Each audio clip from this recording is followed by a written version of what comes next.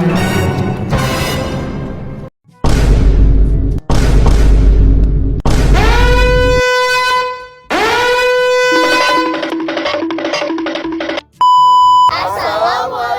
warahmatullahi wabarakatuh.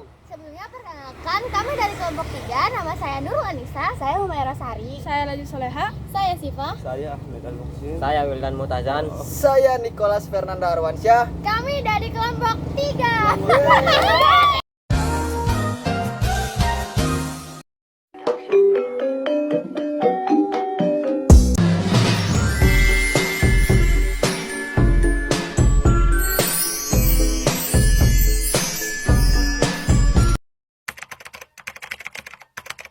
Masa demokrasi parlementer adalah masa ketika pemerintahan Indonesia menggunakan UUD 1950 atau Undang-Undang Dasar Sementara sebagai undang-undang negara dan sistem pemerintahan parlementer. Artinya, kabinet bertanggung jawab kepada parlemen atau DPR, bukan kepada presiden. Kabinet dipimpin oleh seorang perdana menteri. Sementara itu, presiden hanya berfungsi sebagai kepala negara saja. Era demokrasi liberal, juga dikenal sebagai era demokrasi parlementer, adalah suatu era dalam sejarah politik Indonesia. Ketika negara tersebut berada di bawah sistem demokrasi liberal, selama periode ini, Indonesia menyelenggarakan pemilihan umum legislatif pertama dan satu-satunya yang bebas dan adil hingga tahun 1999 saat memasuki era reformasi, tetapi juga mengalami ketidakstabilan politik yang berkelanjutan. Periode ini dimulai pada tanggal 17 Agustus 1950 setelah pembubaran negara federal Republik Indonesia Serikat, kurang dari setahun setelah pembentukannya, dan berakhir dengan penerapan darurat militer dan dekret Presiden Soekarno yang menghasilkan perkenalannya periode demokrasi terpimpin pada 5 Juli 1959. 17 Agustus 1950 Republik Indonesia Serikat atau RIS yang merupakan negara hasil konferensi meja bundar dan pengakuan kedaulatan Indonesia oleh Belanda. Resmi dibubarkan, sistem pemerintahannya pun diubah menjadi demokrasi parlementer berdasarkan Undang-Undang Dasar Sementara 1950. Salah satu hasil dari konferensi meja bundar tahun 1949 adalah terbentuknya negara Republik Indonesia Serikat RIS, pembentukan negara federal yang diperkasai oleh Belanda untuk melemahkan integrasi Indonesia sebagai negara kesatuan ternyata tidak didukung masyarakat Indonesia. Banyak negara bagian yang menyatakan ingin kembali ke negara kesatuan, dan pada 15 Agustus 1950 Perdana Menteri Kabinet RIS Muhammad Hatta menyerahkan mandatanya kepada Presiden Soekarno. Pada 17 Agustus 1950, Indonesia kembali menjadi negara kesatuan.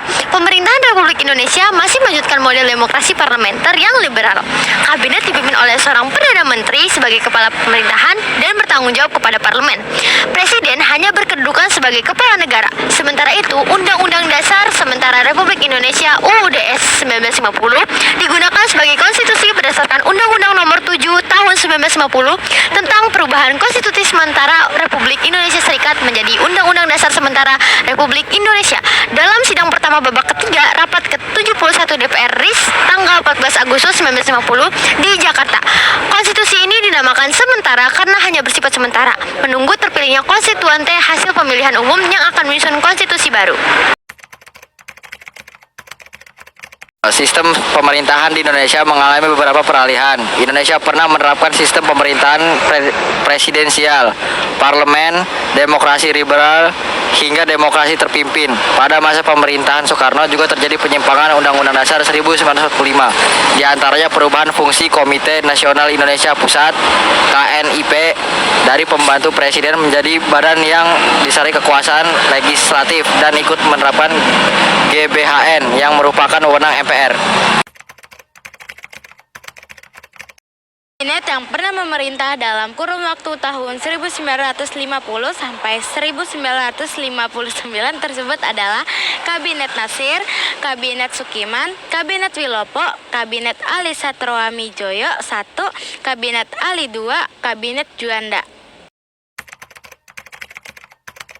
Pemilihan umum 1995 berhasil memilih konstitusi secara demokratis. Namun konstitusi gagal membentuk konstitusi yang baru sampai berlarut-larut. Presiden Soekarno lalu menyampaikan konsep demokrasi terpimpin pada DPR, hasil pemilu yang berisi ide untuk kembali pada Undang-Undang Dasar 1945. Pada tanggal 5 Juli 1959, Soekarno mengeluarkan Dekret Presiden 5 Juli 1959 yang antara lain berisi pembubaran konstitusi serta penggantian konstitusi dari Undang-Undang Dasar 1950 menjadi Undang-Undang Dasar 1945 kembali. Peristiwa ini menandai berakhirnya demokrasi parlementer dan mulainya era demokrasi terpimpin. Pemerintah kemudian membentuk lembaga-lembaga MPRS dalam demokrasi terpimpin yang menerapkan sistem politik keseimbangan. Pada masa ini, Soekarno merencanakan konsep pentingnya persatuan antara kaum nasionalis, agama, dan komunis.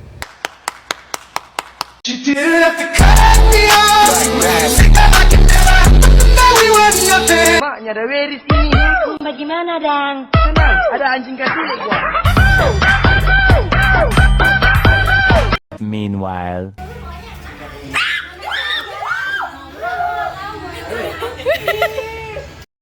Serius? Assalamualaikum.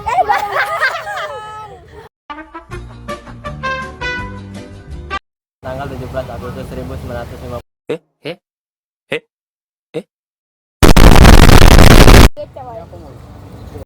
Uy, mengerikan. Warahmatullahi wabarakatuh. Bombastic side eye. Assalamualaikum warahmatullahi wabarakatuh.